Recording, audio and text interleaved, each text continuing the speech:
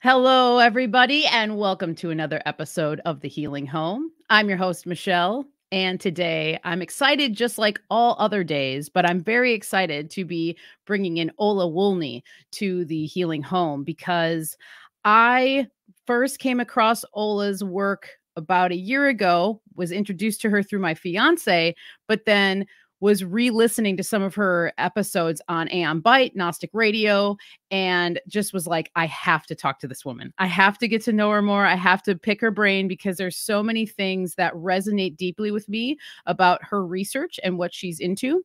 And before we bring her into the Healing Home, I want to remind everybody that you can go to michelleshealinghome.com for all things Healing Home. You can find my blog, my newsletter, more about the show. You can find out my products and all that stuff over there. And a shout out to all the patrons out there. You guys are very much appreciated, and I'm really enjoying all the support that you guys are showing. So thank you so much. Now, a little bit more about Ola. Ola is a researcher, a Vedic astrologer, and student of the great mysteries.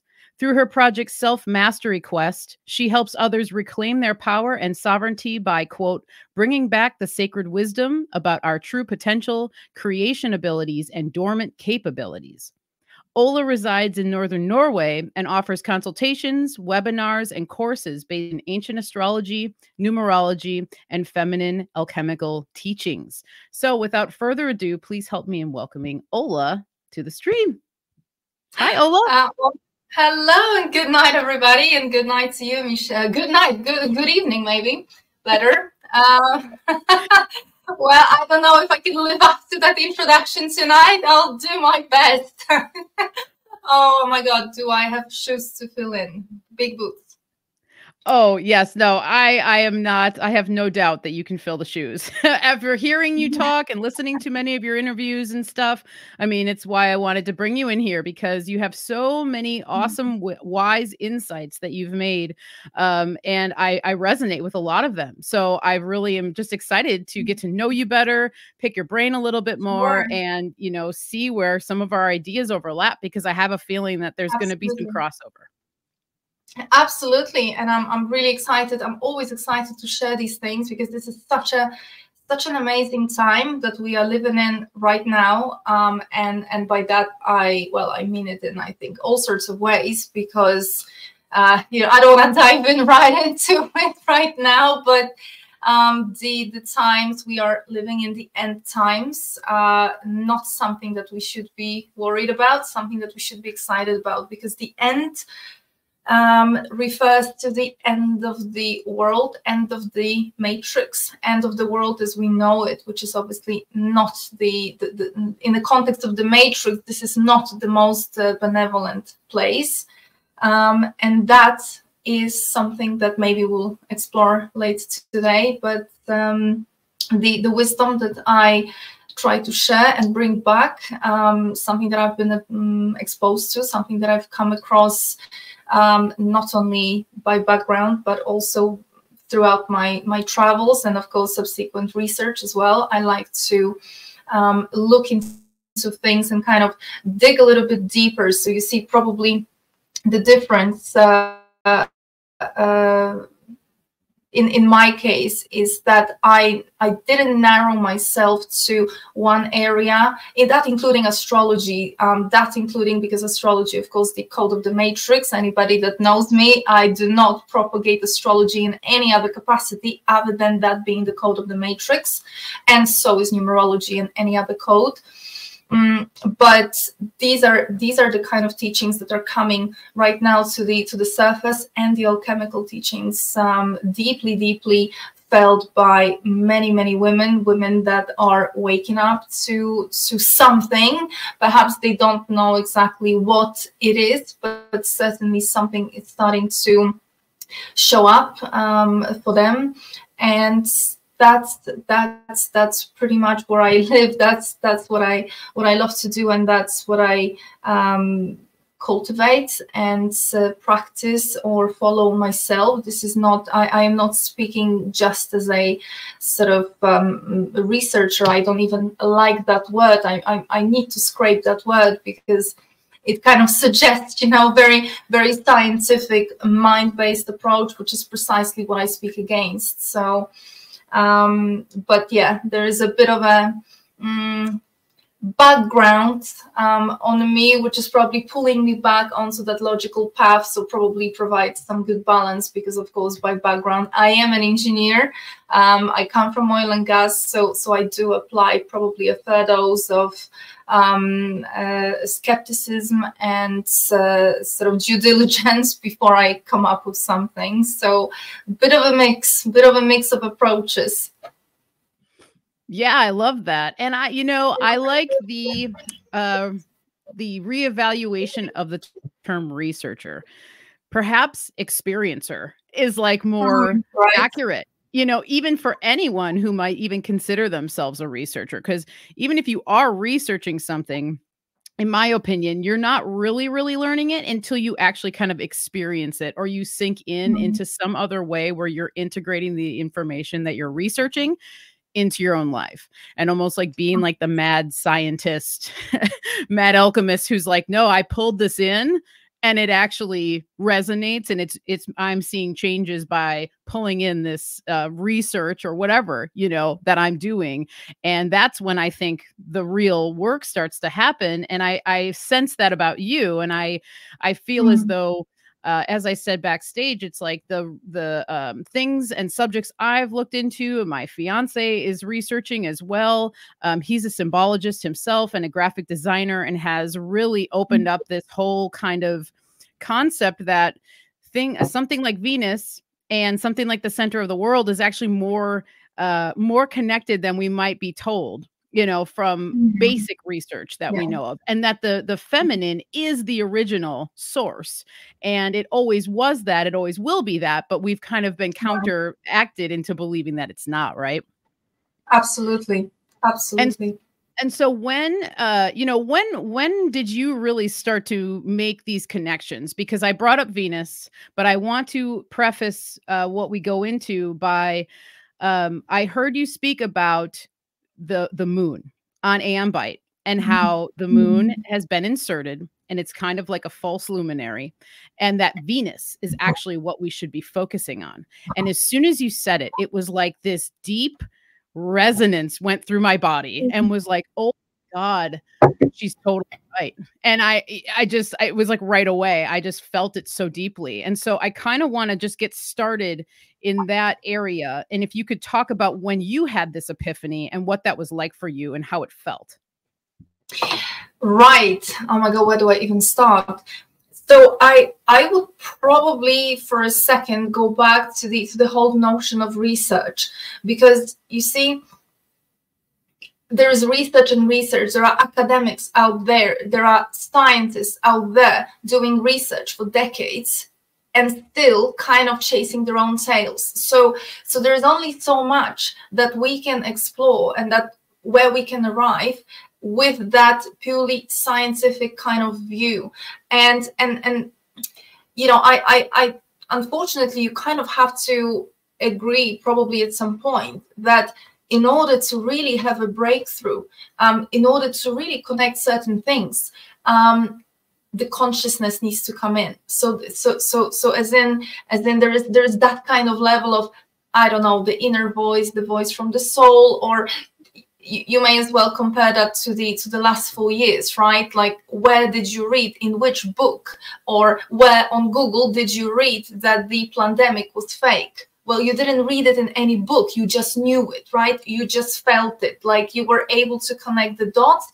And some people are not capable of doing that, and some are. So you see, to me, this is why I don't really like that term researcher, because to me, this is someone who is literally looking at empirical evidence, which is insufficient. It's nothing. And so unfortunately, I get asked quite a lot, like, where do I get my information from? And I can tell you every single text that I have read, ancient text. I can tell you the creation myths, whether that's the Sumerian, Babylonian, Vedic, Greek, Norse mythology, Egyptian, whether that is looking into the Babylonian astrology, Vedic astrology, whether that is looking into the Inca, Maya, etc., the cultures and the texts and the Bible and whatnot. Okay, it's plenty of those around, and I cannot explain, because you have to read it, but you have to, this is written for those with the eyes to see. So when people ask me, you know, where do I get my information from? Well, I get it from there. Yeah, but I read it and it's not there. It is. It's like looking at the forest. You either see the forest or you see the trees, right? So there is only so much that you can sort of come up with purely based on logic and the mind and the analytical function. It just doesn't work like that, right? So the same goes for pretty much anything that currently the kind of old wisdom, the old knowledge that is being rediscovered. You really have to probably leave the mind, leave that logic out the door and enter with something else, enter with a feeling, enter with an intuition, enter with some kind of different attitude and approach. Perhaps this is coming from inside. I don't know where this is coming from. I don't know why people are able to make certain connections, whereas others are not, right? So to me, whenever somebody's trying to argue that they researched something for 40 years, I'm sorry, it's irrelevant how long you researched, right? Because we had doctors in the pandemic time swearing by the pandemic, right, and swearing by the vaccine. So that's irrelevant too. So how did I sort of put together certain things? Well, literally by looking into ancient texts, by coming from a background and tradition, cultural tradition, which already was very deeply involved in alchemy and sort of pointing at certain alchemical connections, reading mythology of every single culture, first of all, is reversed, it is flipped. So the villain becomes the hero, and the roles are reversed, the story is reversed, the stories are twisted. So when you know that, you kind of, you know, rule of thumb, the easiest the easiest way to go about it, the rule of thumb, flip everything upside down and then try to look for meaning. So when you do that, a totally different picture emerges. A lot of wisdom, a lot of information can be found through the ancient texts, through the Gnostic texts. There's plenty in there, Sumerian tablets, interpretation. But most of all, I think the biggest issue is that when people start looking into these things, they go down a certain sort of geography perhaps, or a certain area, and they do not compare to what's being told across the board, and they do not see the similarities. They do not see that stories, whether that is the Scandinavia, whether that's the Greek mythology or the Babylonian or the Vedic, everything told in those different geographies, it's the same story. It is literally the same narrative being passed down. So we have to dig a little bit deeper. And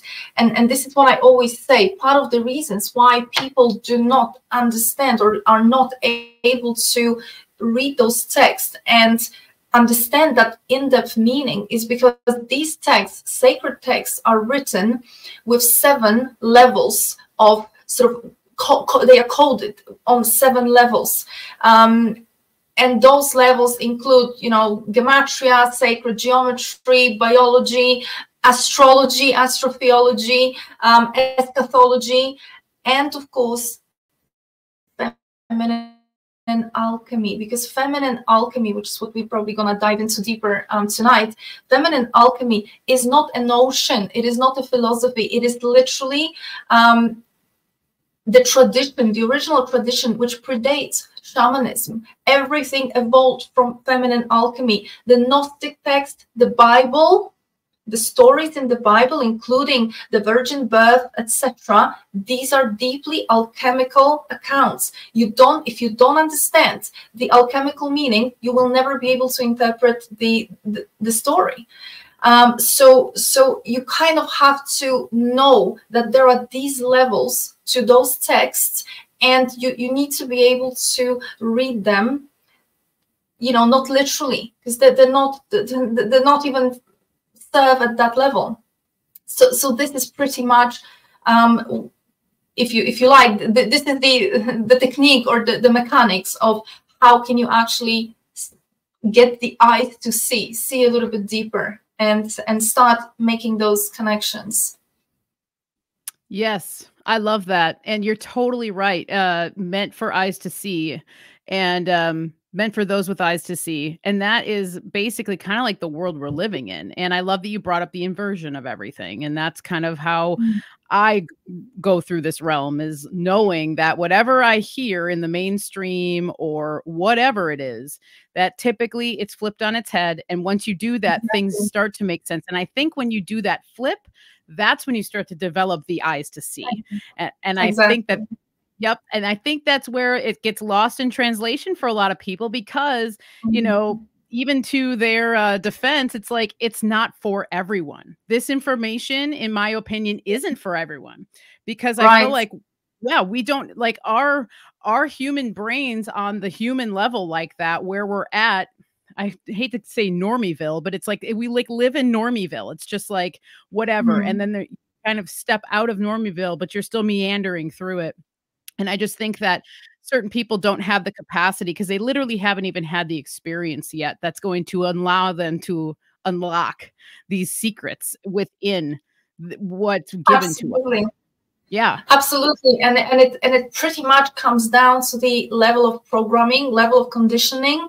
So you know, this is not to say that we are not equal, somebody is better and somebody is worse. This is literally to, unfortunately, point to a fact that some people are so deeply conditioned. They are so deeply, this goes back to the movie Matrix, right? Where Morpheus says that some people are not ready for the level of freedom that could be offered, right? Some people are so deeply conditioned that when we say for those with the eyes to see, we're literally referring to those who were able throughout their journey to shed some level, probably quite a lot, of this conditioning and programming, because literally these are the levels of the illusion in this matrix, right? So we are locked in the illusion. This is why the fairy tales and the stories of the old days, they would say that we are all sleeping, we are all asleep, right? Why is there sleeping beauty? What is the fairy tale, right? What is the true meaning? What is the alchemical meaning of a sleeping beauty? And is that really the version of the fairy tale, the one that we all know? Is that the original one, or has that been already tampered with, right? So a lot of wisdom. The myths are not stories. Fairy tales are not just stories. These are truths locked into cultural accounts, which, you know, censorship is not just something that we observe currently, right, on Facebook and in other social media. Censorship has always been present. History is written by the victors, not by the losers. So there is a certain level of allegory, and symbolism that needs to be applied in order for those teachings to even survive, to be able to be passed down. This is what happens. So then that unfortunately becomes occult, as in hidden, as in only for those with the eyes to see. And of course, you know, that's unfortunately in this matrix. This is not my observation. We know that from the ancient texts that this matrix has been designed to cause a progressive degeneration of the human consciousness. So with every new incarnation, as the soul is being tossed between heaven and earth, this is the Hermetic texts, the soul experiences fall, unless suddenly, somehow, right, there is that strength that programming is starting to be shed. But if it's not, then unfortunately, you know, this is pretty much the answer why so many people could see what's going on, and so many people could not in the last 4 years, right? For example. So yeah, and that's a great example, because that's when it was some of the strongest I've seen in my lifetime. I'm only 40 years old, but I mean, you know, I've been looking into these alternative information for over a decade now, and just really diving in and understanding what we're talking about, that this is what's going on. And over the last 4 years, it has been the strongest, and it was the most like real. It became the most real in that time, because it was like, okay, yeah, no, these people are really truly sleeping. And even if I am sleeping and I'm just on another dream level, whatever you want to say, it's like, oh my gosh, okay, it just became, it hammered so many things home. And to be honest, during that time, and specifically 2020, it was probably one of the better years of my life, because it really lit the fire under me to make changes that I knew needed to happen, you know, leaving the city, reevaluating how you look at the relationships with other people that aren't on that same level. And as you said, it's not that they're less than, it's just that we have free will in life, in my opinion, to a certain extent, to choose what you want to be around, to choose who you want to give your energy to choose what's like siphoning your energy. And you can kind of like put boundaries up with that. And I think 2020 for me was like a good place where that really took place for me. Just like, okay, now I know where you're at. And that's great. I'm really glad to know. I'd rather know than not know, basically. Right. Yeah. I also like that you brought up the original tradition, the feminine alchemy, and that being like the original source. And I am a herbalist who follows what's called the wise woman tradition, which is like the primordial tradition, which is based in the original traditions of these feminine alchemists, because it goes off of the philosophy that you're not broken. There's nothing wrong with you. You're not dirty. You don't need to be cleansed. You don't need to do all these crazy things. And, you know, it's all going as it should. And to me, that is so much more of a holistic outlook on life versus what we're given with more of like the allopathic paths of healing and stuff. And so I kind of wanted to talk to you a little bit about that, because in my opinion, I feel like we're being torn away from that. And it's been a slow tear that like it's being driven towards allopathy. 2020 was their really big push to try and get people to move more towards allopathy. But I do see a shift in people being more open to this. And so what do you think it was that took us away from this primordial tradition? Could it perhaps have been the moon, or was it something different that came in and like took us away from this? So the original tradition, the feminine alchemy, and mind you, feminine alchemy is not a notion, it is not a philosophy, it is not some kind of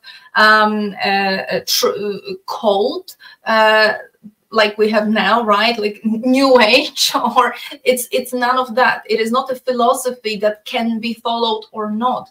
Feminine alchemy, it literally encompasses the whole capacity of a woman as a result of our physical, hormonal,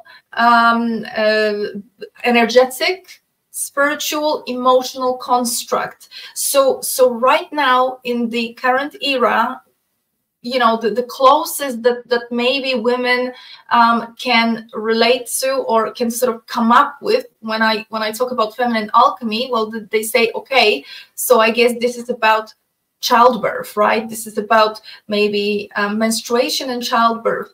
Well, menstruation and childbirth, the way it is reduced to right now in the current times, and has been for a while, is this much of the entire spectrum. So the question is, what's on the spectrum? What's here? Well, this is why I say, you know, this is not a notion, this is not a technique, this is not a philosophy. This is literally, this is our nature. This is the tradition that predates patriarchy. It predates the times when even the zodiac was created. We're talking all the way back to the very beginning, to the beginning of life on this planet. And of course that, you know, I mean, I don't want to go on a tangent, but you know, we're not talking evolution, because that's nonsense. But it predates everything. So, for example, one of the oldest tradition that everybody agrees on, shamanism. Shamanism morphed out of feminine alchemy. So shamanism is not the oldest. Shamanism already is falling back on and using certain concepts and sort of incorporating certain things from feminine alchemy, specifically feminine. And the feminine alchemy, this is nothing to do with any sort of external processes, chemical processes. This is not to do with mixing potions or anything like that. This is not what we're talking about here. Feminine alchemy is literally based, it is down to us as women and our hormonal construct, our physical, emotional, energetic constructs, and it is based on specifically women having the capacity to create, to secrete, so to create certain substances, secretions, and the potency of those substances. These are natural bodily substances. Some of them are sort of being expelled externally, some of them are not. These substances, these secretions, just like the hormones, they kind of living in between worlds. So it is through those that women are able to access different realities. I mean, and then this is why I say that women very often will say, oh, you mean like a childbirth, right? You mean like pregnancy, because a woman is able to bring a soul from another dimension into this world, right? How? What's the mechanism, right? But what's the mechanism in that alchemical context? Of course, that is one of the manifestations, but it is this much. So what's on the spectrum? What's sort of across the board? And I think that back to your question, what has caused us to sort of move away from that? Well, this tradition was the beginning. Over time, and of course, you know, these, because we need to openly speak about it. I hope I'm not gonna be very controversial here. This planet was invaded, right? This realm was invaded once upon a time by a different civilization, malevolent, with not very good intentions. The intentions were to harvest energy of the humans that were already here. We are not a result of genetic experiment. Our current body is a result of genetic modifications, but we are not the result of anyone's or these reptilian beings or Draco, etc. Anunnaki. We're not a result of them creating us. So literally everybody's talking about Matrix, movie Matrix. I like to talk about the Avatar. The Avatar, especially the first movie, that is the history of what happened here. Of course, flipped as always, but right. That's what happened here. This is what happened here.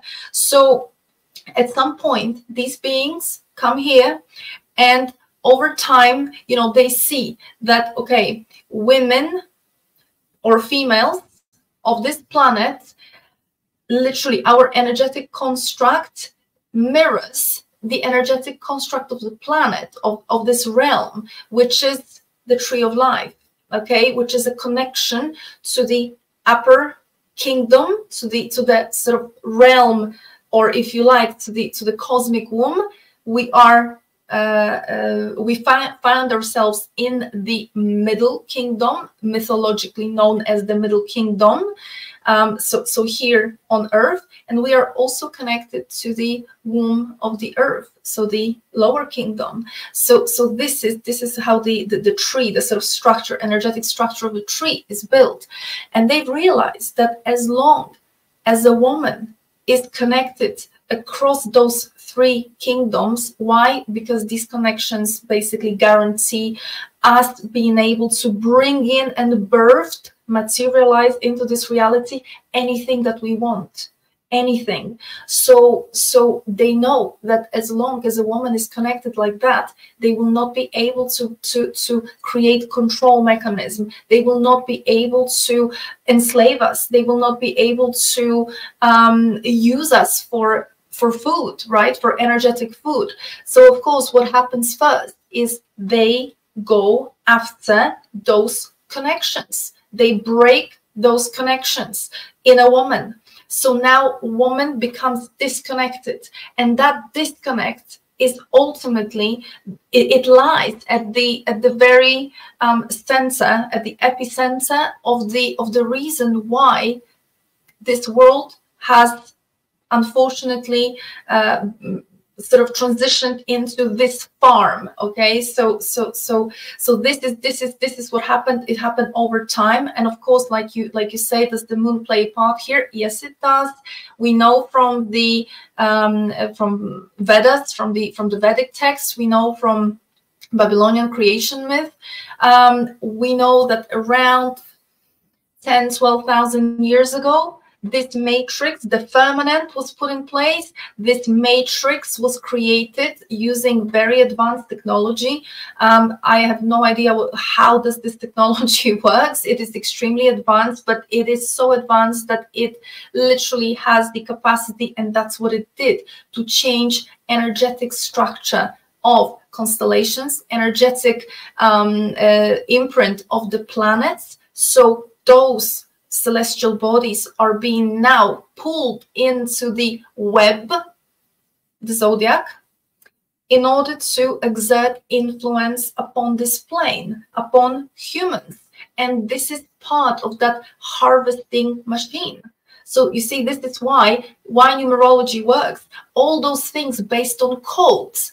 It's like a binary code. It's literally like a computer programming, right? If anybody is interested in the computer programs, it's literally the same. This is why this is the language of symbols, numbers, because that's what it is, because it's technology. It's AI. It's a very advanced technology.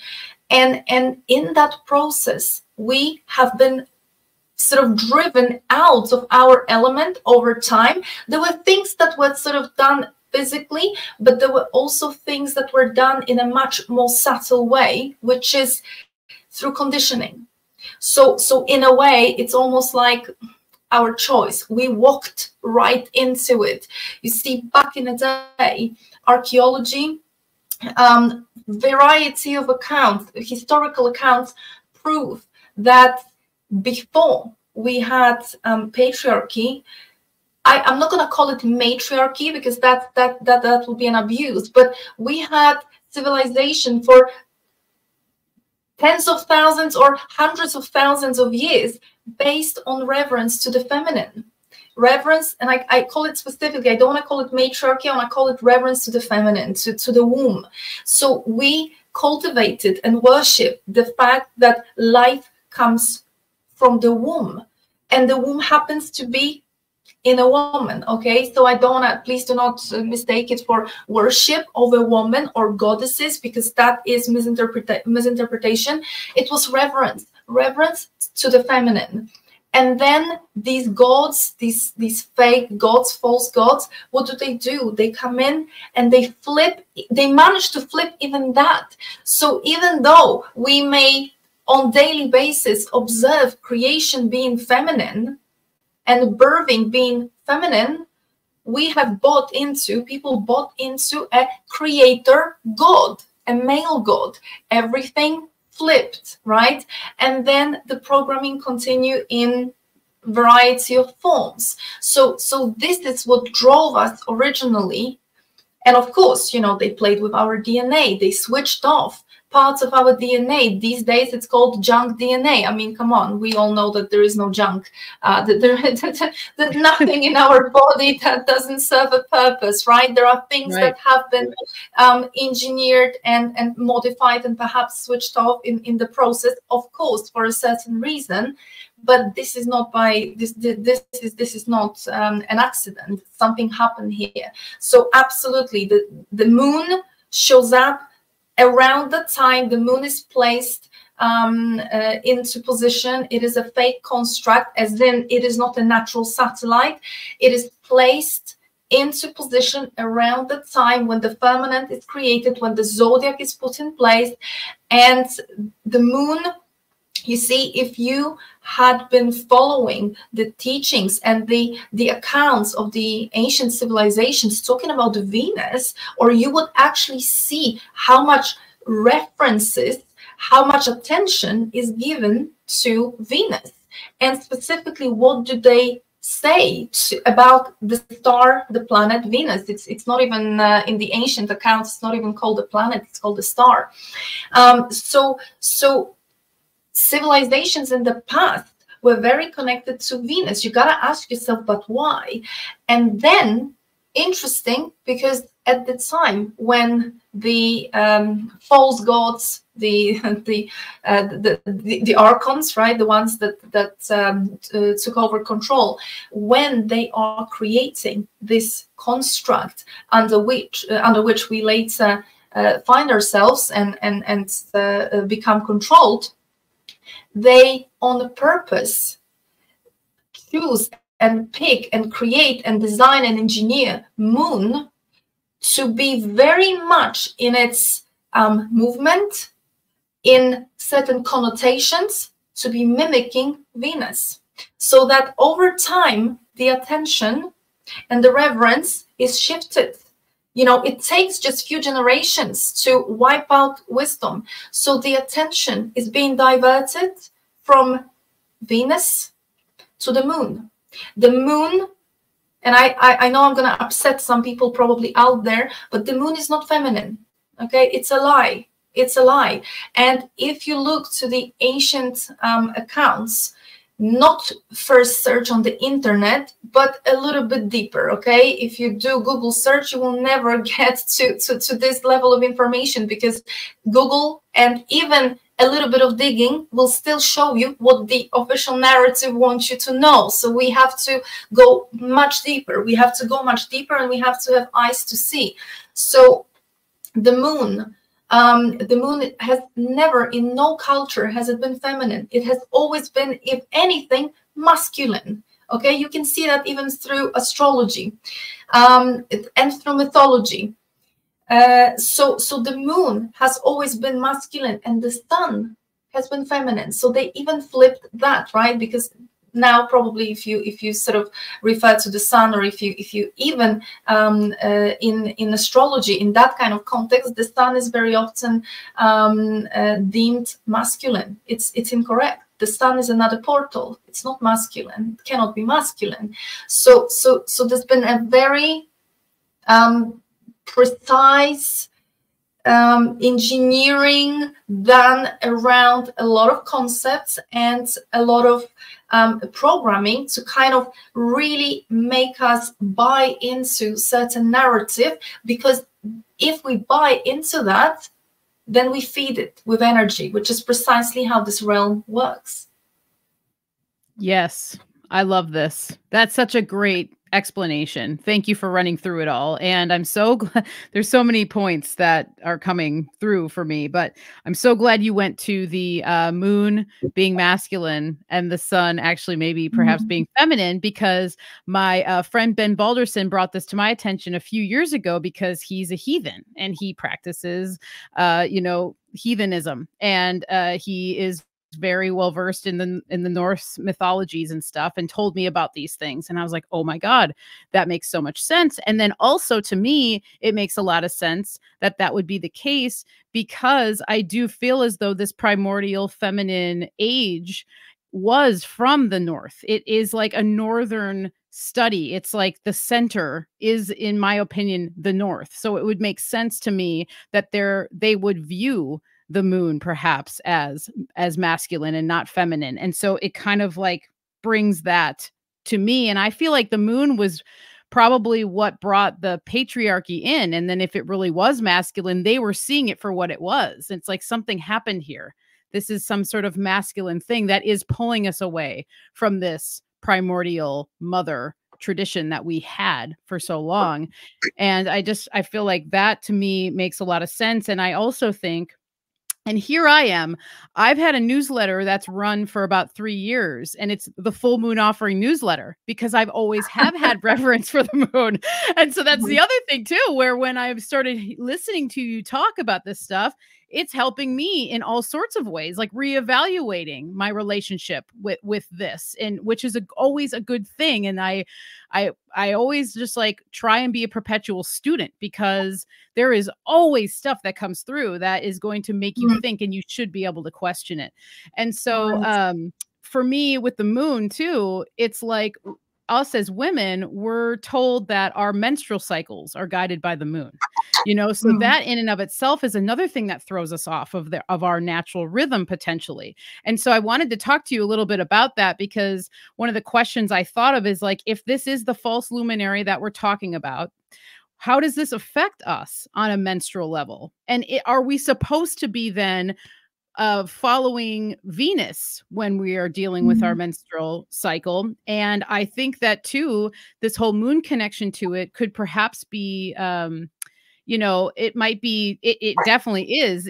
It's disengaging what our true power. And so like, we're kind of being thrown off of our path, and we're not being able to realize the true potential of our power, and even the power of the menstrual blood, because it is focused on the energy of the moon. So I'd love to hear what you have to say.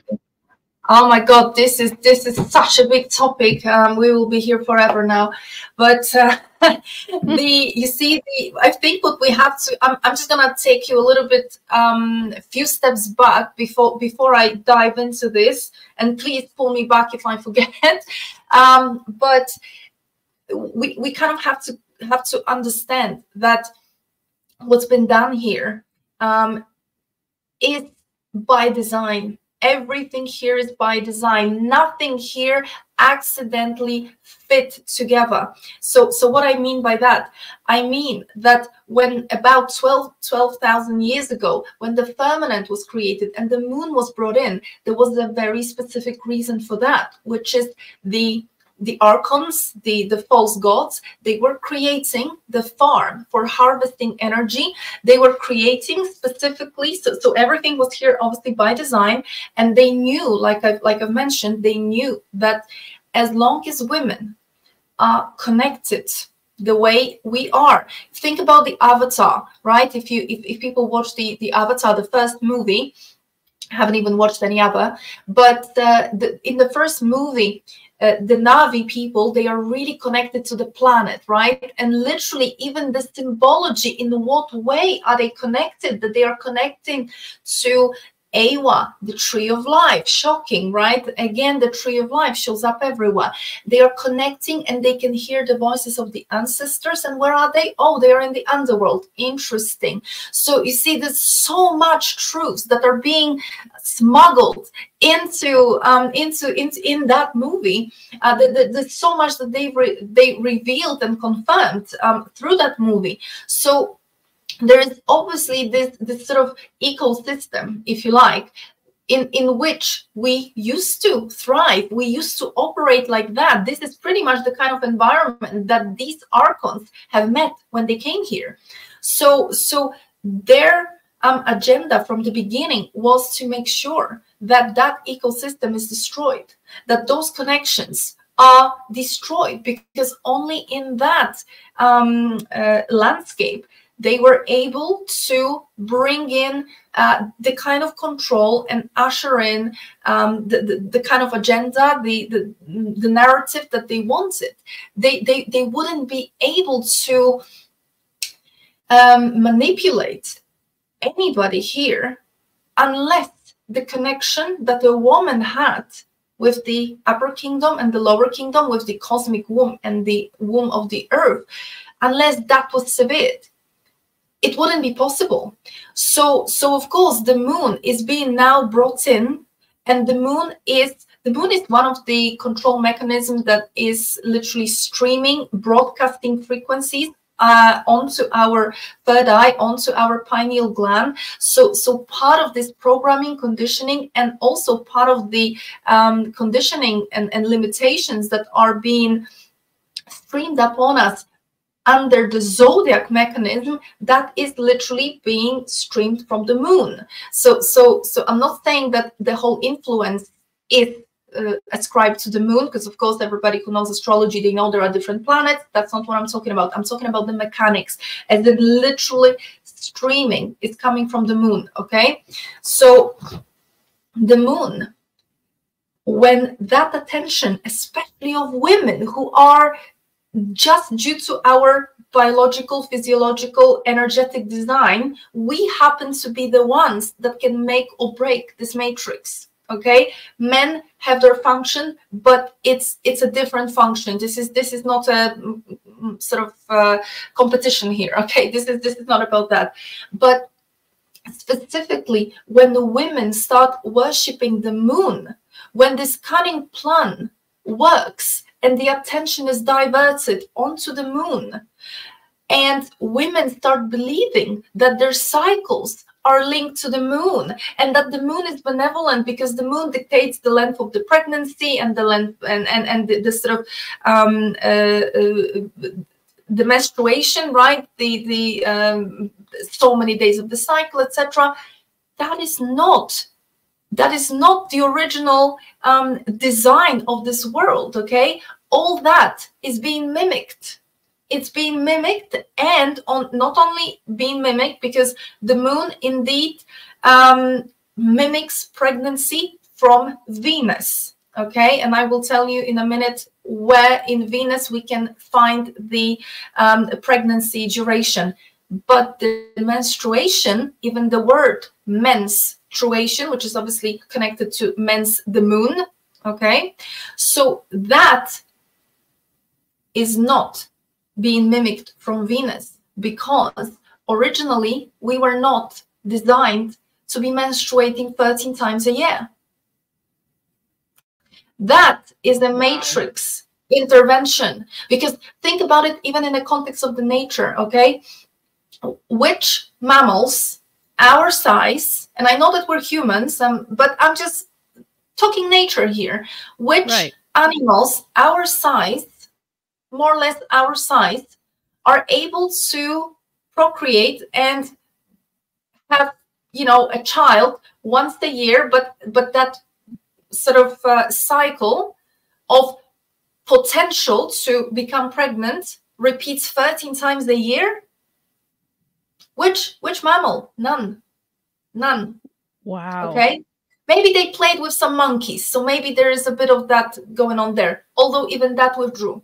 But we are the only ones. We are literally like incubators for slaves.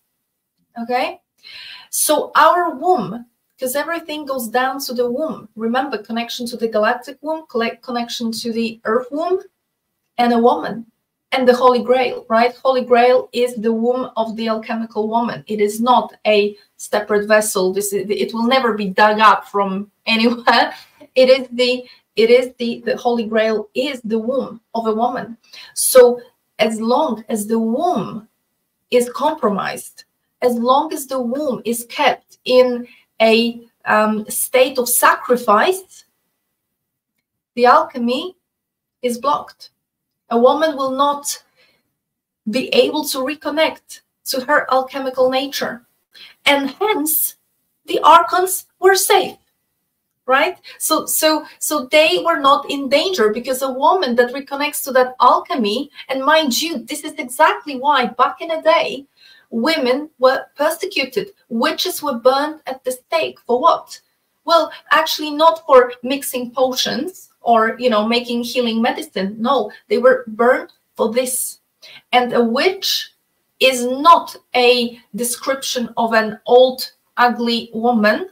A witch is one of the alchemical aspects in a woman. Mind you, probably, I don't know, they all have different capacities. They all sort of serve different purposes, but one might argue the most powerful one. And even that has been inverted, because look at women, the older women in our society, they are pushed to the sidelines, right? They are women that are sort of 50 plus, or actually even 40 plus by now, right? I'm out too now. But, you know, there is, right, we're done now. Oh, whatever. But you see the Instagram, the TikToks, and all the social media, there's glorification of those young girls in their 20s who actually, and look, they are all nice, beautiful, and very often done, right, with some interventions, and that's okay. They are beautiful, but the essence is gone. The essence is gone. The alchemy is gone. And of course, who cares, because nobody even knows what alchemy is. But these women, the older women, everything is inverted. The older women, and I'm not saying that just by the virtue of the fact that she's an older woman. Of course, if the alchemy is not activated, then it doesn't matter what age she's at. But in terms of the alchemical aspects, the younger women, the younger girls, they actually do not have the same capacity as the older woman. So even that has been inverted, and look how many women out there literally have so many complexes and feel so bad about themselves because they reach a certain age. They kind of feel like, you know, I'm not looking the same way anymore. I'm not that attractive. You know, my days of my menstruation are over. Now this is just a sort of track of termination, right? Well, actually not. Actually not. You have just become a shaman. Yes, yes, yes, yes. I love this. It's the crone. It's the crone wisdom. It is the wise woman. It's the wisdom that can only come from age, that can only come from experience. Like we were talking about earlier, a researcher or an experiencer or what have you. It's like there's so many things that can only come from that. And that's why your work and what you talk about to me feels so important. It resonates so deeply because the crone is the ultimate. That it's always, ever since I was younger, I've always looked forward to aging, which is sometimes looked at as strange, or people are like, are you serious? What's wrong with you? It's like, no. Like, how could you not want to get to that point and to be able to be in that space where it's like, oh no, I've seen this. I know this. I've felt this. And I think too, like the whole burning of the witches and all this stuff. I love that you go beyond the fairy tale version, obviously, that we do get, that it was just that because they were in their cottages making the potions. And I believe that there's probably part of that too. That's probably thrown into the mix, and they have all these things around. What is all this stuff? And it was like fear-based, persecution, basically. But I just love that you take it many steps further than that. And I think it's wonderful because I always look at this stuff through the lens of plants. And one of the things that I thought of when I was preparing for our talk was how, are you familiar with like the nightshades and the solanaceae plants, which are oftentimes called poison plants? Oh my God, I'm not that versed in that stuff, to be fair. No, it's okay. It's because I think you'll appreciate this, but they're known as the nightshades. So, like for example, a potato is a nightshade, a bell pepper is a nightshade, but there's a whole line of plants like belladonna or datura that are very potent healers, but they have to be used with respect. They have to be used in really low doses, and all of these plants are typically linked to the planet of Saturn, which I think that there's something there because there's a lot of lessons that come when you work with those plants. But what I think is hidden beyond the Saturn correspondence is a Venus correspondence, because every single one of those plants create a 5-petaled flower, and all of those Wow. plants are always related to the witches of old. And when they talk about the witches flying on brooms, it was because they Yeah. used a flying ointment that was made of these nightshade plants, particularly mandrake and belladonna, datura. It was all said to be put into these salves that they would put onto the stick of the broom, and then they would actually absorb it through their vagina, because that was the whole thing. That's the traditional story of it when you really start looking into it. So I just wanted to like kind of bring that into the fold, that I just continuously am seeing more connections to what you're speaking of with Venus than the moon in general. And I'm kind of even, I woke up early this morning and was in bed thinking about our talk as well, and thinking about how when I really tap in and think about herbalism, even as a study, it feels more Venusian than it does lunar. And I think it typically, like even in the mainstream herbal communities, is typically usually always linked to the moon and the triple goddess and that kind of stuff. But when you really think about it, it's so much more Venus energy when you really think about it, because it's the earth. It's like earth based. You can't deny that. So anyway, I just wanted to throw it into the fold because it was something that came to me, and can't deny the connection with the 5-pointed star and Venus and all that stuff. So anyway. Yeah, I see what you mean. And absolutely in terms of the whenever I see any level of worship online to the moon and sort of references to the moon, you know, you got to ask yourself, do you really know that? Do you really know that? Or have you just jumped on a bandwagon that's been put in front of you, right? Because most of us, whether that be following the chakras, or following astrology, or following the moon and moon rituals, etc., all of this is like a fashion. We have signed up to what's been put in front of us, right? I mean, is that what you grew up with? Probably not. Hardly anyone, because it becomes a fashion, right? Spirituality has become a fashion several years ago, some probably a decade ago or more.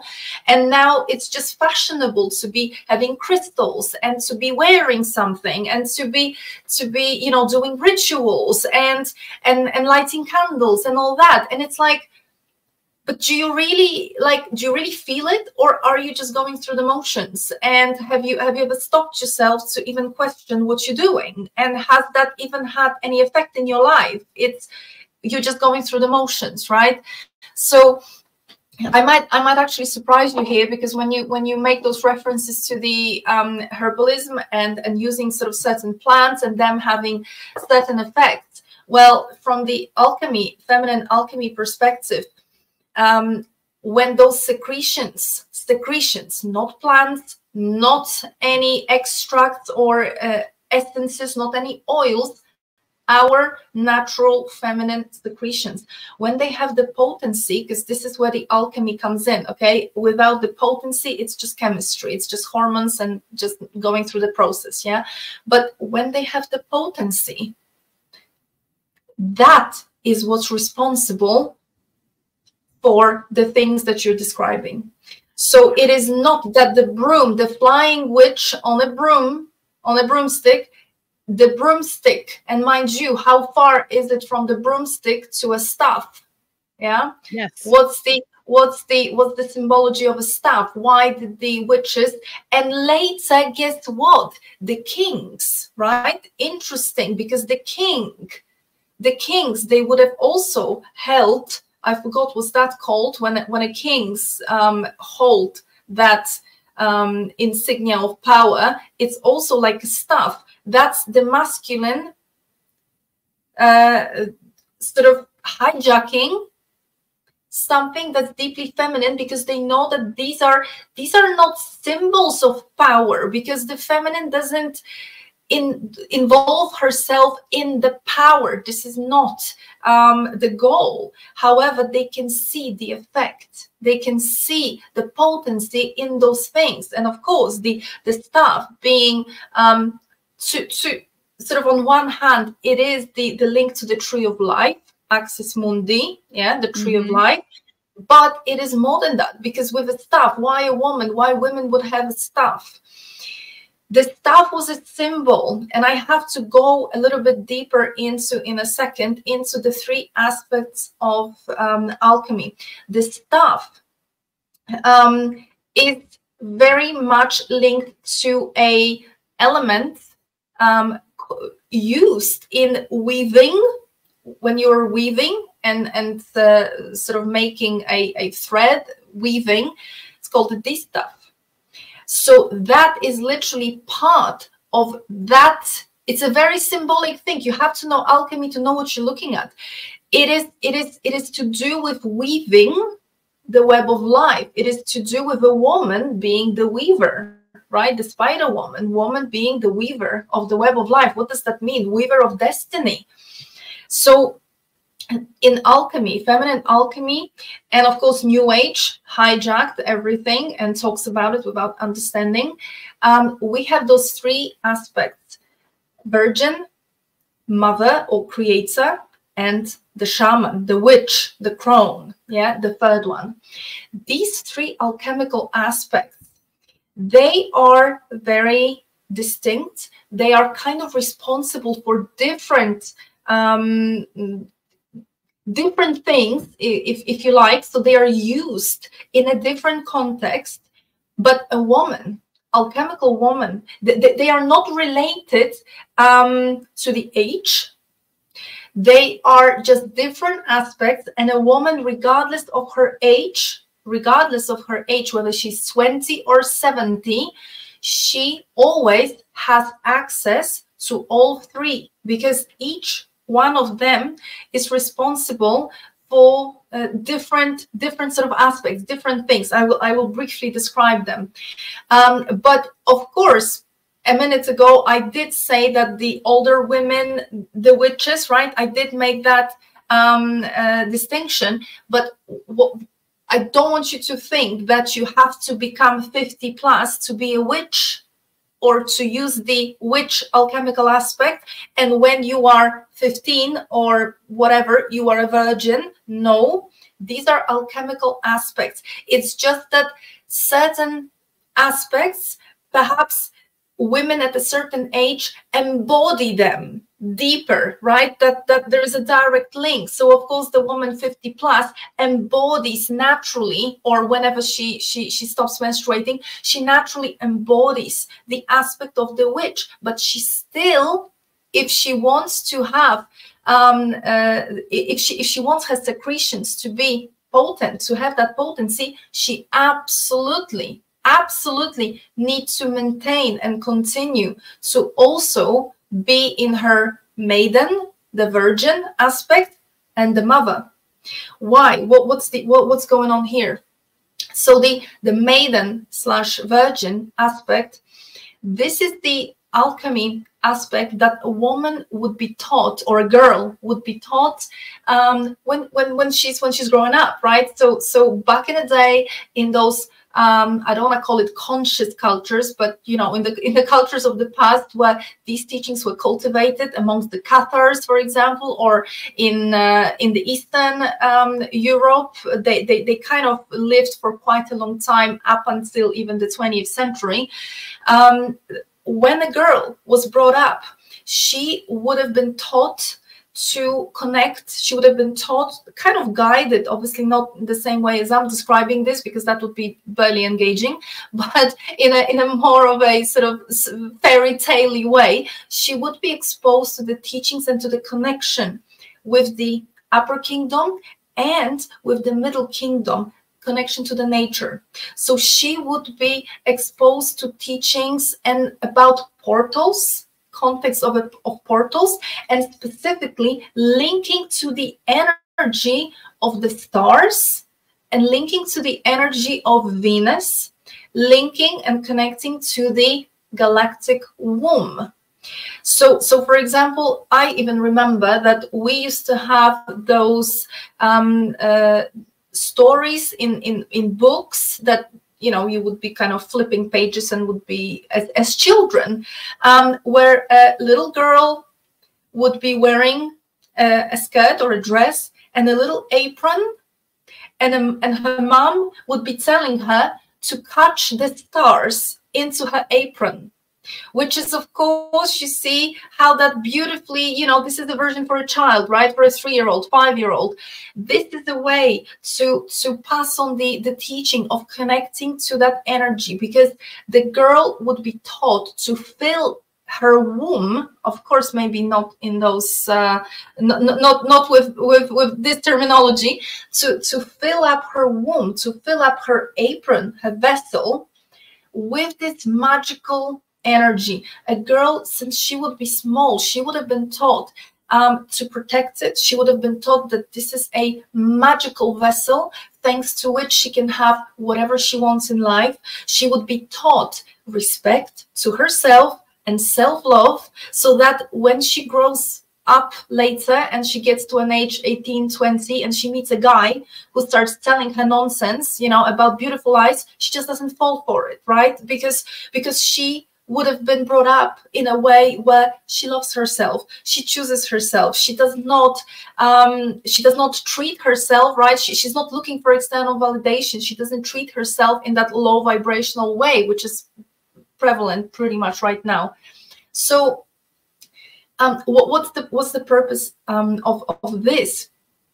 It is that connection with those energies. It is the connection with the galactic womb. It is the connection with Venus, the original meaning of Venus, as that quintessence of feminine alchemy for women. And as she would be making that connection and sort of bringing in and gathering that energy within her womb, what is that doing? That is specifically, I'm really sorry, I am kind of about to finish being sick, so my voice is not the best, but I'm trying my best. Oh yeah, you're good. Take your time. I'm good. So this energy that comes from Venus, the energy that comes from the galactic womb, why? What's so special about it? These are the original codes of creation. This is the original energy as per our original design. So whatever would have been distorted later, and it has, because the zodiac is now in place and the conditioning is now in place and this matrix is now created. So of course, certain things would have happened to us, but these are the original codes of creation. So a girl is being taught to gather them in her womb. And what's the purpose of that? Well, that energy, if it's done right, it brings back on stream the other parts of our DNA. So not just 2 active strands of DNA, but it brings on stream the rest. That's the point. You see, this is why a woman, alchemical woman, is compared to the weaver. She's weaving, and there is the thread. You see, alchemical connotation. Why the women had a staff? Well, because it is the element that would have been used in weaving. That is the correspondence. So she, as a girl, would have been filling her womb with this energy, and then that energy, guess what, gets hijacked by the church, and that is described as the Holy Spirit. This is the Holy Spirit. This is the true Holy Spirit. A woman. So light. This is the true light, not the new agey light, not go to the light. No, this is the light. This is the original, true, real light. And then when she comes to a certain age, that light in her womb, in her cauldron, right? Regardless of age, it's the cauldron, materializes into blood, into menstrual blood. So that blood, you see, this is where the potency comes from. It comes from the fact that she would have been receiving, she would have been sort of bringing in that energy, that light into her womb. So why is it called the virgin? Why is it called the maiden? It is not to do with physical virginity. This is not to do with a woman not having sexual contact. The virgin, maiden, alchemical aspect is to do with purity, but understood as the high vibration of the womb. What does it mean? High vibration of the womb. It means a womb which is not exposed to shame, guilt, and how are we brought up? Be ashamed of yourself, you know, and guilt trips and everything, right?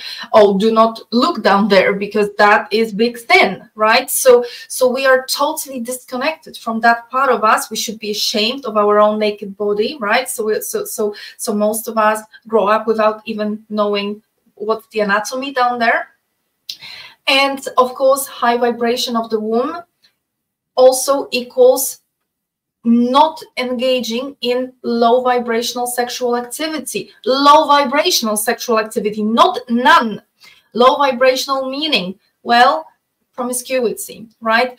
Or when a woman engages in sexual activity as an exchange for something, right? So a guy with money for my youth, and you know, this is what goes on Instagram and TikTok, right? All those girls being flown to Dubai, etc. So this is literally what I'm talking about. Not only, because that can also happen in a marriage, that can also happen in a relationship. Whenever a woman gives in to something that she doesn't want, including sexual activity, but whenever a woman doesn't say no, and thinks and participates in whether that's sexual activity or maybe something else, just for the peace sake, just to, you know, not to cause an issue in the relationship, she's sacrificing the womb. She's sacrificing herself. So sacrifice, guilt, shame, any kind of sexual contact that is not based in true love and two people seeing each other, but it is based in lust, right? In some kind of need to feel some sexual need. The womb, unfortunately, there is certain aspect of it that gets blocked. It kind of closes. So this is where the purity comes from, okay? It has nothing to do with what people think. It has nothing to do with sexual abstinence or celibacy. No, not at all. So let's go back a little bit to what happens when the DNA gets activated. What does the light activate in the DNA? What's written in the DNA, which is usually not on stream, which is not what we have access to, right? Not those active too, but the rest. Perfect health. Immortality. You decide. You decide when you want to go, when you want to leave. Parthenogenesis. You see, parthenogenesis. This is literally the reason why Virgin Mary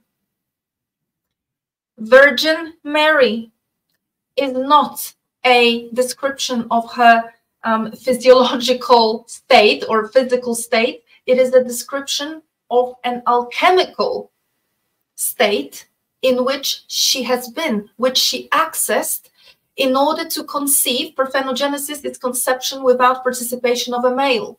So she conceived without participation of a male. That does not mean she never had sexual contacts with her husband. Of course she did. That's not the point. Of course she did. They were married.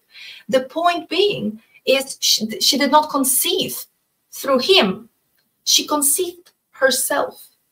Parthenogenesis, especially after this matrix construct has been put in, and the gods, the false gods, have they have sort of implemented certain codes into men, codes of domination, and into women, codes of subservience.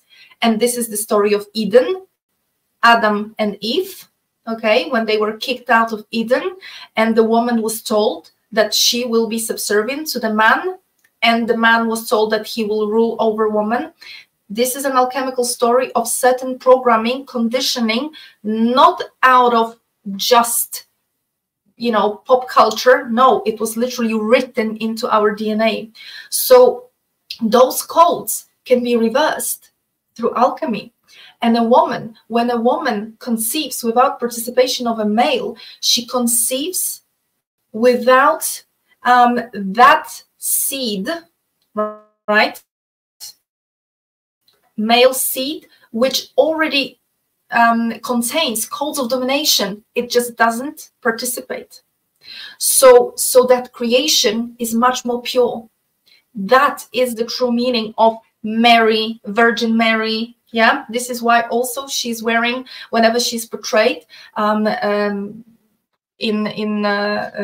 any religious artwork, she's portrayed wearing blue and white. Very often she's wearing a white gown or a blue sort of robe or a veil. Those two colors are alchemically linked to the virgin aspect, not age, aspect. The mother aspect is to do with birthing, but not, you see, this is not mother as in mother of children. You don't have to have children. Every woman is a mother, mother of the universes.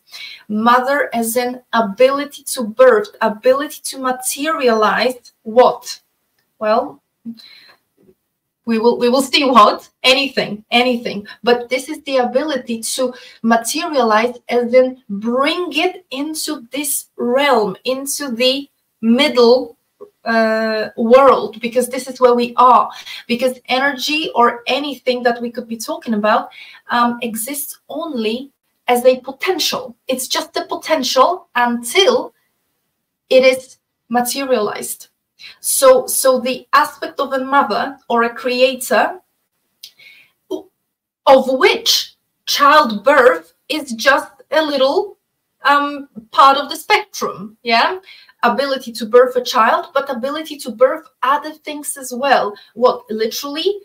Not literally, okay? Not like you necessarily gonna be sort of in the same way bringing things in, but the birthing aspect is critical in order to actually anchor certain energies into this reality, so that potential becomes reality. And this is obviously where the blood comes in as well. The blood. So you see, it's a bit of a domino effect here, because unless that blood has been charged with the light, with the Holy Spirit, right, virgin aspect, the blood doesn't have the potency. So then, right, is the alchemy going to happen? Not really, not really. So we need those three aspects, not just one. So the blood needs to be charged with this energy, but in order to be charged with that energy, the womb needs to be high vibrational. So you see, this is for a sort of personal consumption by every woman.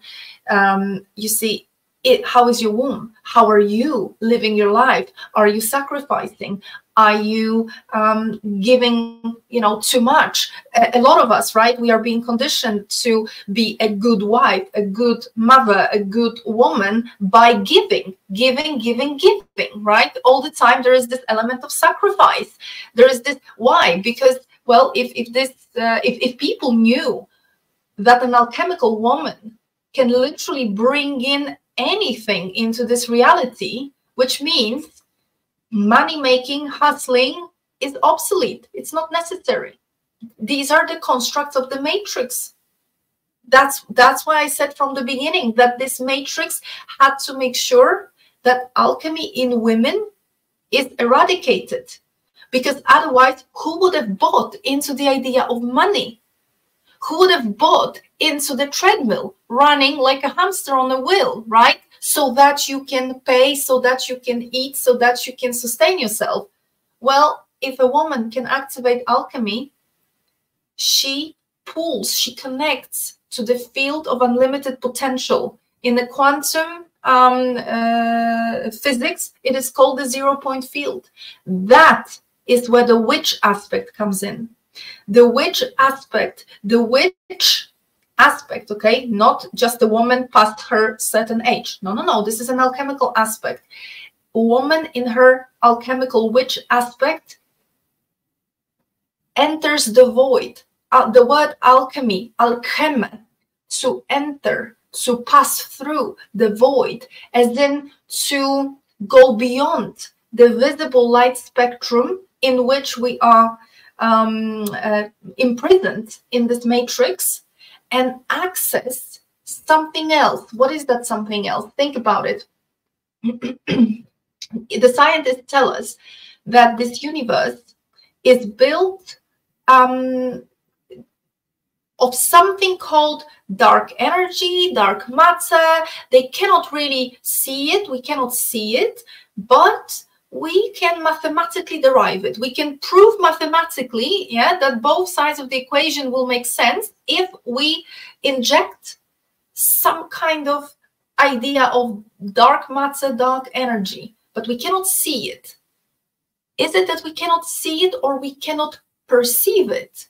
Because our perception is locked within a very narrow bandwidth. Even your cat can see much more. This is why they are always staring at something that we don't even see, right?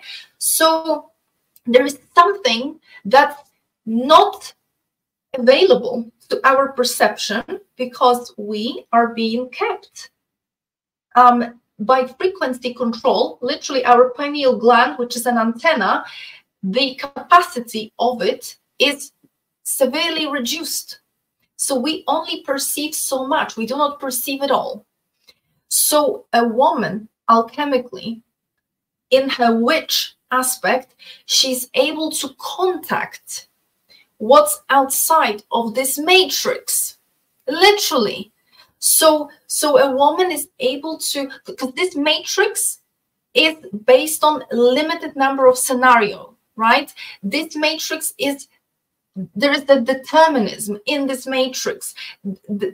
There are not unlimited resources, not in this matrix, because if that was true, if there was unlimited resources, we all would be rich, we all would have everything, and everything would be perfect. But it's not, because that is not the that's not the intention of this matrix. The intention of this matrix is to keep us in that low vibrational state of misery, suffering, fear, etc.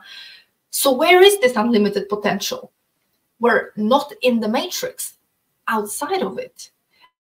Outside, where you can access that 0-point field. Where is that? A woman can access that. A witch can access that.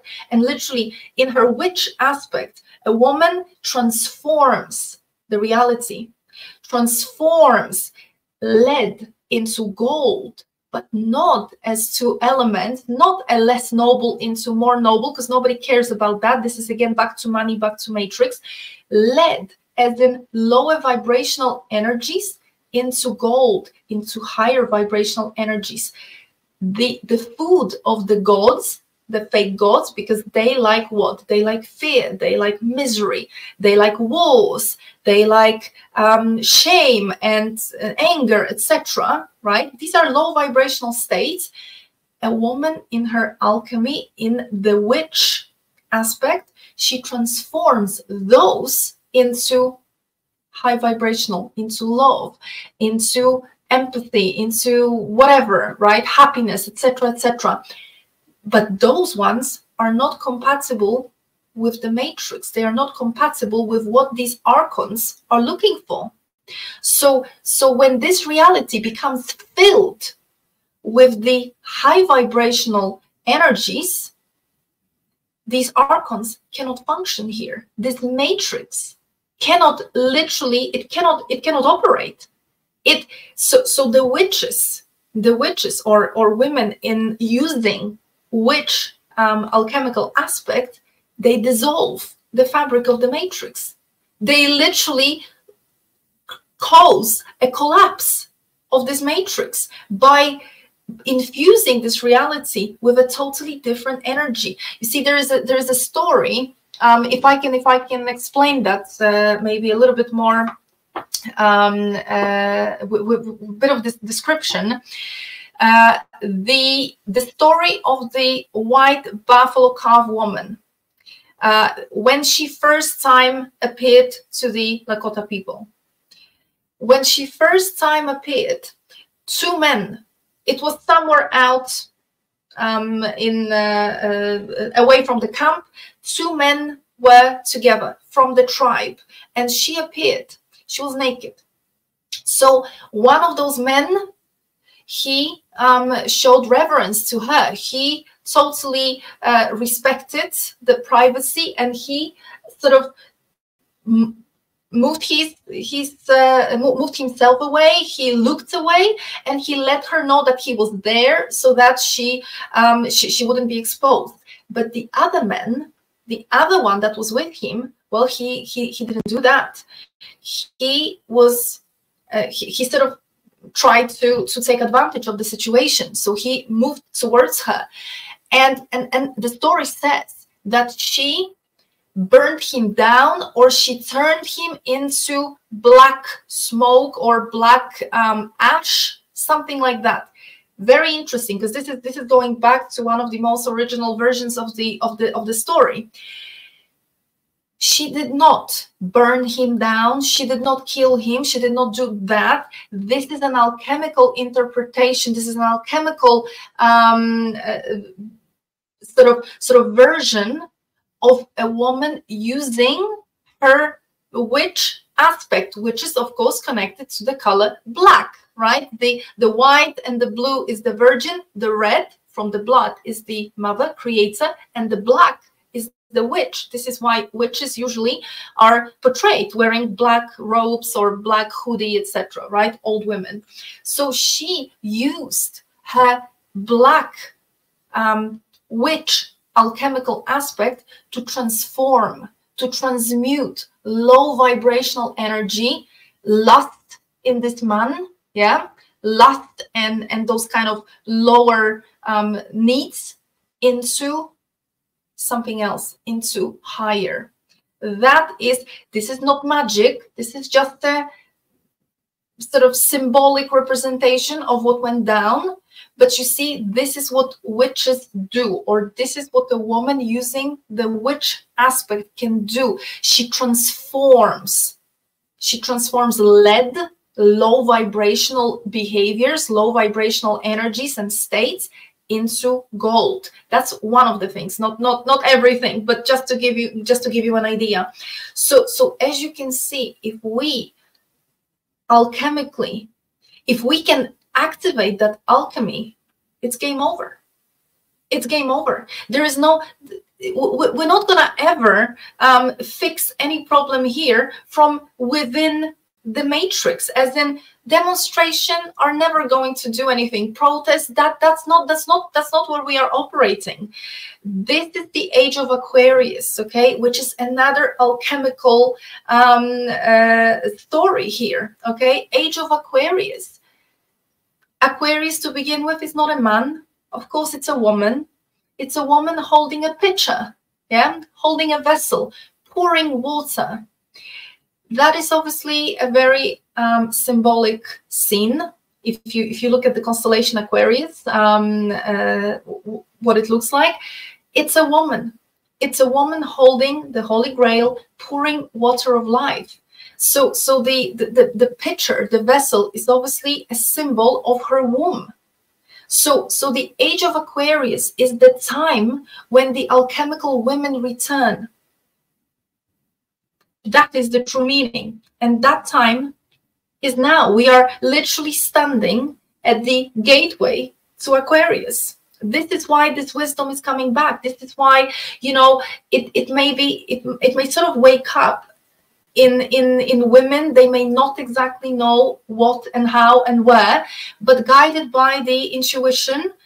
Why now? Well, because this is literally, in a cosmic context, we are living in unprecedented times.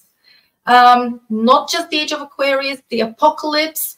The Vatican even already confirmed in 2017 that the end of the world, the apocalypse, the signs are already, that domino is already in motion. They've already confirmed that. We had the great sign in the sky 2017 in the autumn, and that have kicked in, that sort of kicked off with a sequence of events. And we are in the midst of it. So exciting times. Oh my gosh, Ola. Yes, very exciting. And I loved hearing you flow with this. I mean, you have such a wonderful way of reciting it and making it a little more clear for people that may not really want to believe this stuff. You know what I mean? And I think that that's what a lot of it comes down to, is because it's such a paradigm shifter, just like anything big that shifts your paradigm. It's hard for a lot of it's hard for people to imagine that this is the case. But I mean, I've got to say, there's so many things that I feel like we could continue talking about, but I really do want to say that there's so much overlap with the philosophy that I believe in, that there were 3 ages. There was a polar age, which is more along the lines of like what you're talking about with the feminine alchemy, and the original way that this place was, is shifted to a lunar age when the moon came in and it like threw everything off. And now we're in like a solar age. So everything's been solarized. It's heliocentrism. It's all external. It's external problems and external solutions. Whereas everything you're describing, it's all within the womb. It's within you to be able to create these things, to make the correct choices, so that you are harnessing your power as you can. And I just love how you beautifully put this out there. And I just have to say that at some point in the future, if you'd like to talk again, I would love for it. Absolutely. Oh, yeah, I'd love to have a roundtable with me, you, and my fiance, because there is so much crossover with your work and his, and I feel like you guys would have such a good conversation together. And I'd love to bring that trinity together if we could, because there's so many things that I know that we'd be able to speak on with this. But you know, before I let you go and we start wrapping up, I wanted to ask you if you have any resources, you know, other than a lot of the ancient texts that you spoke of, that it's all about, you know, looking into these things, reading it with eyes to see it. But do you have any authors or specific sources that you really like when it comes to the study of Venus and kind of understanding how we can follow the cycle of Venus? To be absolutely honest, the most, I thought you were going to ask resources on the feminine alchemy, and then maybe I could come up with something. But well, you could share that too. Feel free and share that as well. Even then, I would have to absolutely point out that, unfortunately, most of the authors, if not all, that I have seen, fall for the moon trap. Okay, so even if I give you some titles and some authors, and I do have sort of one of my favorites, but unfortunately, you know, and I don't really, I'm kind of torn what to do. Should I mention the name or not? Because if I do mention, then I would kind of have to come up with a list of things like, be careful with the moon deception, be careful with the tantra, be careful with the over-sexualization of the goddesses, be careful with promiscuity and sacred prostitution. It's a lie. It's a nonsense. Okay, that's not what went down in the temples. But these authors kind of cultivate that point of view. So I'm almost not sure if I should share the books or not. The problem for sure is with Venus. I have not seen yet a book, but you know, hey, that might be just me, which specifically sort of nicely explains the pentagram and the Venus and what happened with the moon replacing Venus, or sort of the attention being hijacked and diverted onto the moon. I have not seen that.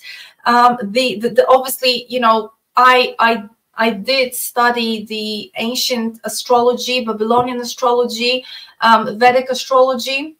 So, and not only because if you study astrology, okay, we're not talking about taking some kind of courses where you're gonna learn about some archetypes, which is absolute nonsense. This is matrix, but we're talking about mythology. You have to learn mythology, not the official version of the myths, because this is already changed and twisted. You need to go deeper to understand that, and this is how I put together the Venus side of things. Because even if you look to the Aztecs, to the Mayas, to the Incas, to all the civilization, they back in the days, they would have been referencing Venus.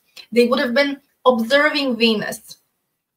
So then when you start digging a little bit deeper into the meaning, then everything comes together. And of course, you know, me looking into astrology, that way you definitely are going to learn about the 5-pointed star, and you're going to learn about the 8-year cycles that Venus literally draws the pentagram over 8-year period, right? So and then when you divide 8 over 5, you get the golden ratio and all the kind of good stuff, right? So that you kind of, you know, it's a bit of a roundabout way, but honestly, I am not a researcher, which is probably the kind of proper definition of that word. As in, I have not read million books out there and then synthesized my view on things. I have been guided to certain things. I kind of knew certain things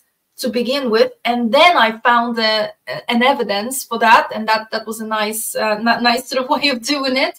But like I say, it's very much, you kind of need to follow the feeling. You need to follow the feeling, and of course, the feeling. You know, if you're heavily programmed, the feeling is going to take you astray, right? It's not going to take it where you need to be. So it's a bit of a tough way to explain it, but with Venus, I would say it's probably a bit difficult. Maybe look into some of the Mesopotamian, Sumerian mythology with Venus and the stories of Ishtar, Inanna, Ishtar from Akkad, Ishtar from Uruk, Inanna from Uruk, Inanna from Akkad, depending which sort of version you're gonna see. You're gonna see Venus being spoken about as the evening star and the morning star, representing different things. Venus invisible, because you see those three, there are 3 aspects of Venus. The fact that the moon has phases, and we think that the phases are just natural aspect of the moon. No, phases of the moon, or the moon got phases because it is already mimicking phases of Venus. Venus has phases. Nobody knows, right? Because nobody watches Venus. And this is part of the big problem with astrology these days, because astrologers are looking at the computer and never into the sky. So the Venus shows up as the full Venus, or as the crescent, you know, the Hathor. I learned recently in Egypt that we do not say Hathor, we say Hathor, which is very good because it differentiates those two. But the goddess Hathor, very often with a headpiece, 2 crescents and a disc in the middle. Sometimes Isis is portrayed in the same way.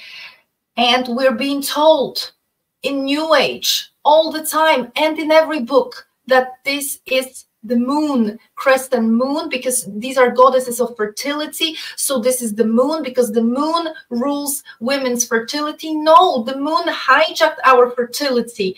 Originally, that was not the case. The crescent are not moons, it's Venus. It's Venus, and the disk in the middle is the sun. So that is the true meaning there. So if you kind of look a little bit maybe through the mythology, because those three aspects of Venus, Venus is the morning star, Venus is the evening star, and invisible Venus. When Venus goes down to the underworld, the story of Inanna's descent to the underworld, right? Which is literally like for like.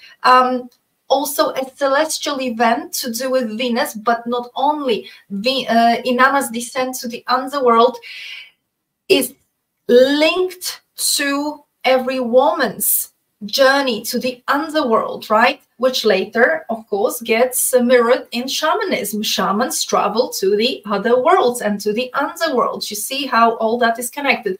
So that those stories, but again, for those with the eyes to see, you might read it, you might look at it, and maybe you will come back and say there's nothing there. It's like, what were you talking about? Pistis Sophia, Gnostic text, Pistis Sophia.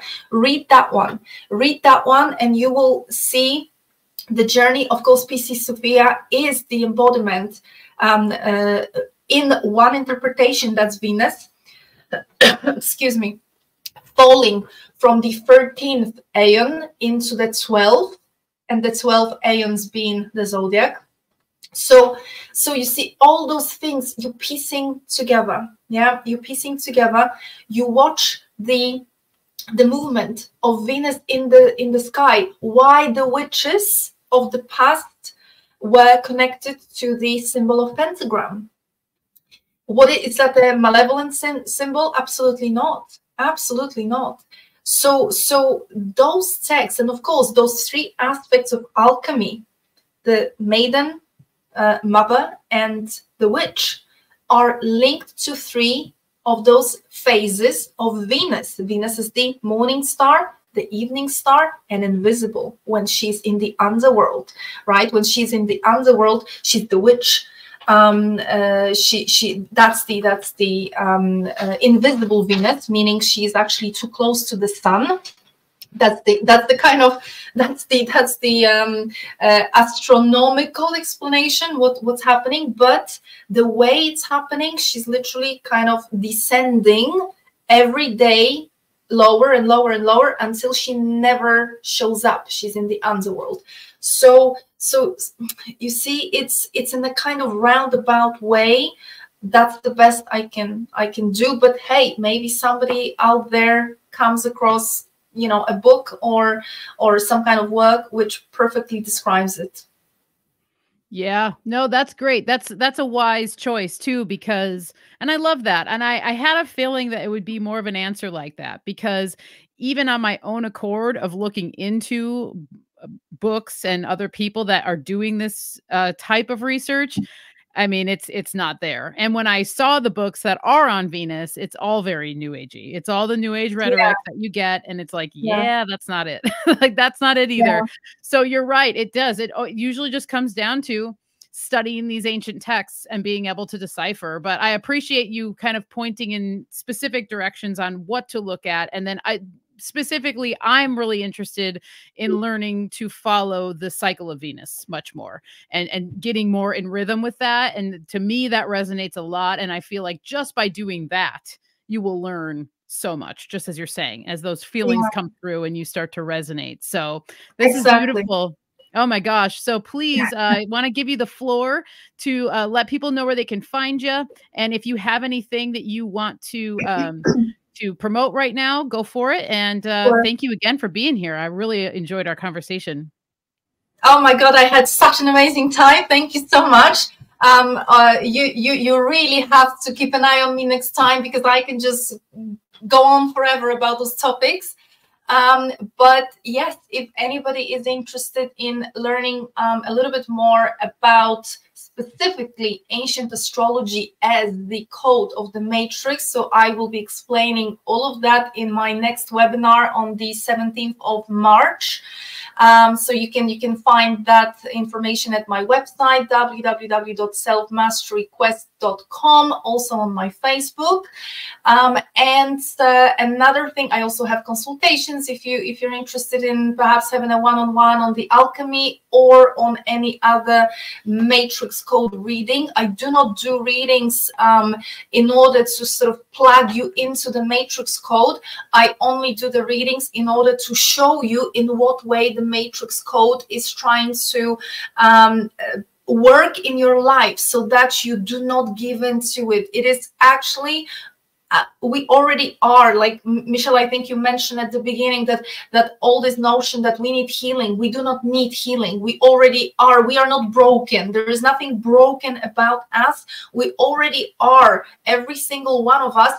We already are the embodiment of our highest potential. What does happen, unfortunately, is that the matrix and those codes that are sort of superimposed upon us when we are born, they give us the illusion that something is wrong with us. They give us the illusion of inadequacy, of some kind of limitations. There is something wrong. I don't love myself, etc. So the path to healing is not through anything else other than deprogramming, right? Sort of understanding that this is all an illusion. This is all an illusion, and we are already who we need to be. It's not a journey from here to somewhere that my potential is waiting there for me. Your potential is already here. You are the one who believes and needs to kind of unpeel the onion, because you have believed, we have all believed in some illusions about us ourselves, right? So my readings help you see, literally they kind of help you identify what is that, what is that onion around your core, or what is your life purpose, right? So there are certain things in the in astrology and numerology which are connected. This is the voice of the soul. Very little, but still something. So when you kind of know what to look at, yeah, this is something that I've been pretty much shunned by the astrology community. So I don't have friends in astrology because I speak against it, and against numerology and any other code. But that's what I do. And one other thing before I before you let me go, if I may, if anybody is interested in diving deeper into the alchemical secrets, I will be hosting an event here in the Arctic. I do them annually. So this June, I have an advanced alchemy intensive. It is a sort of first event of that level and of that scope.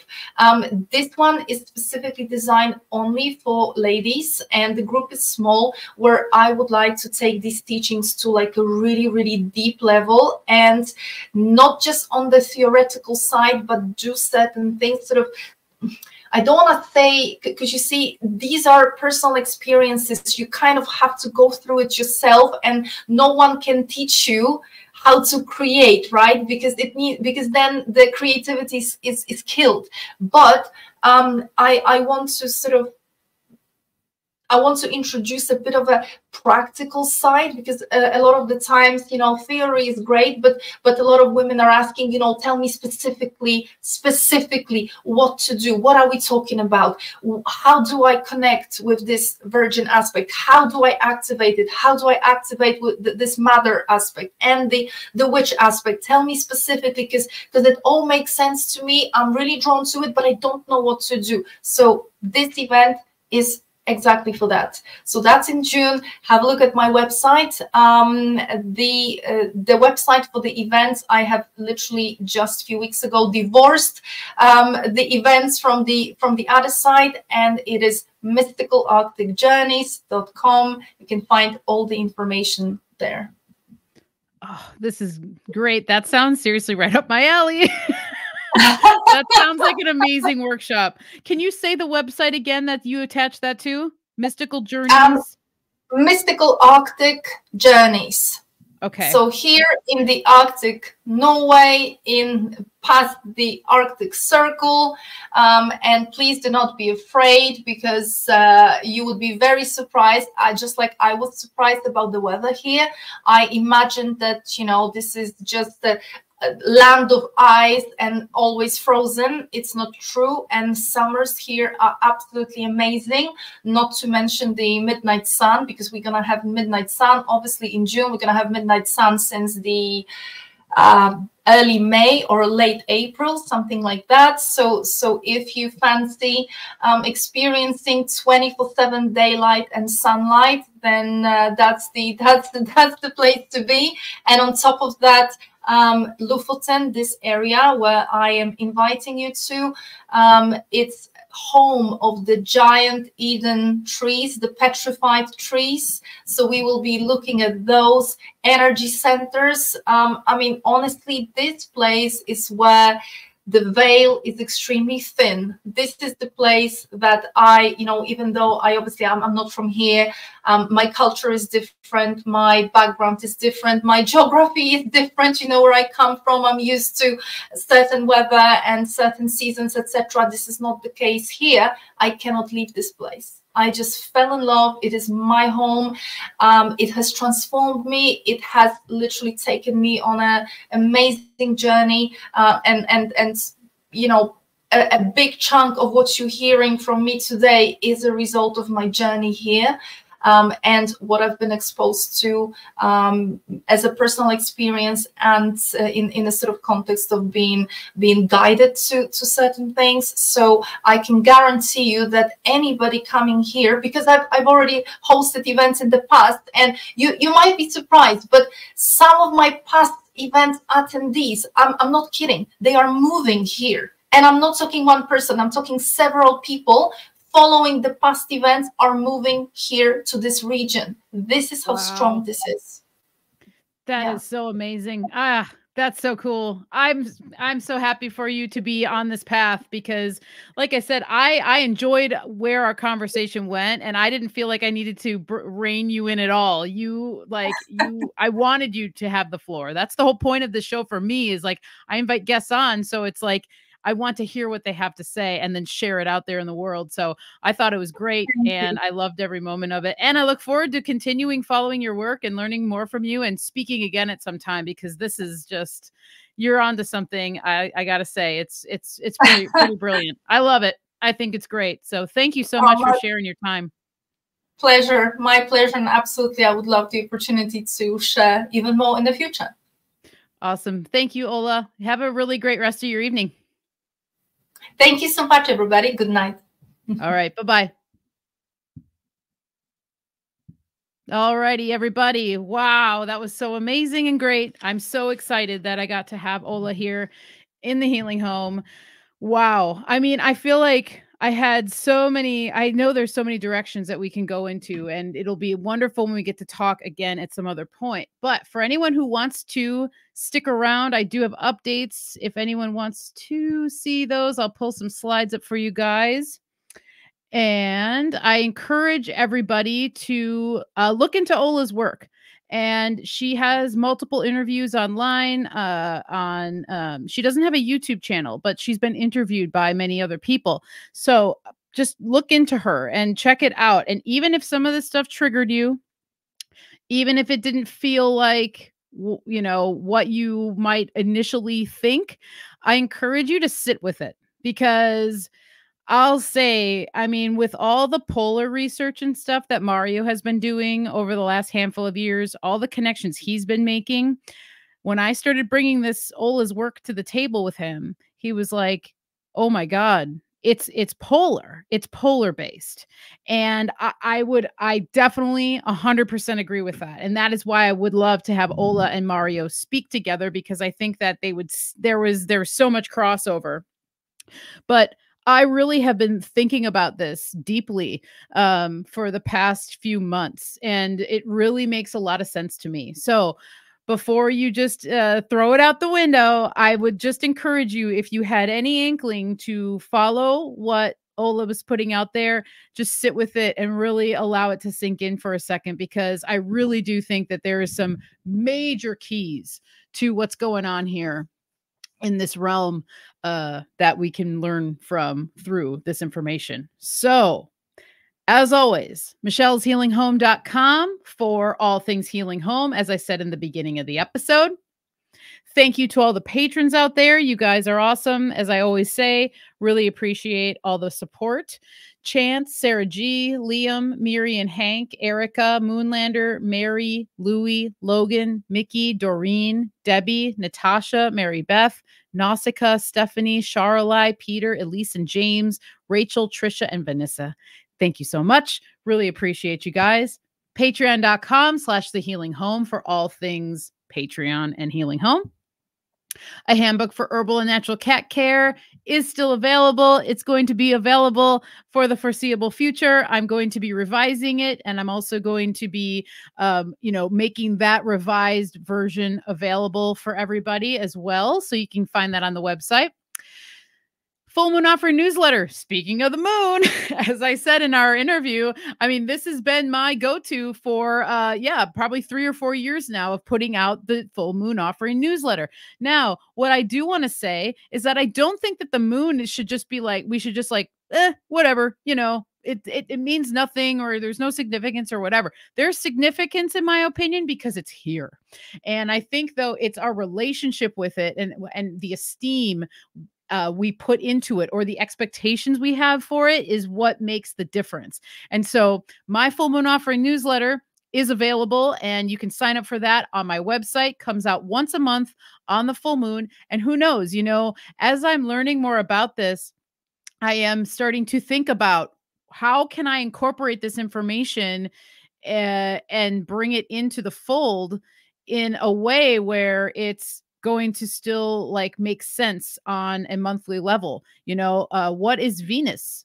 What does Venus do on a monthly, in a month? I'm going to be learning more of this. So anyway, my newsletter though is still going to be here and it's still going to be consistent. So no worries there. I'm just saying, it's really funny. Like when I started researching all this a little bit more and listening to Ola, I'm like, oh my God. And then like the Full Moon Offering newsletter, what does that mean? Like, what does that really mean? So anyway, as I said during the interview, I just think it's healthy to always question the things that you've always thought were what they were. Because so many times in my life now, I've just been realized that it wasn't what it said it was. So anyway, newsletter that is still available is number 42, which is my soap, shampoo, and tinctures, which is my oat and honey soap, my calendula salt soap, and my comfrey nettle and pine shampoo bar. I also have fresh blue vervain tincture and fresh reishi mushroom double extract tincture. I have a little bit of all of these items left, so you can, as I said already, find that on my website. Up on the screen right now is my current menu. And I also have elderberry and reishi syrup that is still available. I have 5 bottles left now. So get your hands on that. Hemp and honey soap, I only have 1 bar left. So if you enjoy that soap, I'd get it now, because once that 1 bar is gone, it probably won't be around for a couple months. And yes, everything else you can see here up on the screen if you're watching on YouTube. Full Moon Offering newsletter next issue comes out on March 25th. So look for that. It's coming up pretty quick here. Next week is The Creative Process with Ingrid Kincaid. I'm really, really excited to host Ingrid. I am going to be talking, the first time I had Ingrid on, we talked a lot about the runes and northern traditions and things like that. But Ingrid also is a very creative woman in her own right. She's an author. She credits the creative process that actually helped her to understand better what the runes were trying to tell her. So she really enjoys talking about creativity. She has a whole course on like using your intuitive creative process. So we're going to talk about creativity with Ingrid. And that's going to be coming out on March 19th at 4 p.m. Pacific Standard Time. That will also be a premiere. This episode too is also a premiere, not a live show again. And Mario is going to be actually doing his first Symbolic Secrets Patreon exclusive. He's going to start this week with it. Did he say this week or next week? So that would be the second week of March or the third week of March. But regardless, you got to be a patron of his to get this the full scope of the Symbolic Secrets series on the tarot. He's going to be starting with the Fool and going through all of the tarot. So go and join him over on Patreon, patreon.com/symbolic studies. And for all other things Mario, symbolicstudies.com as always. And with that, I believe we are concluded here.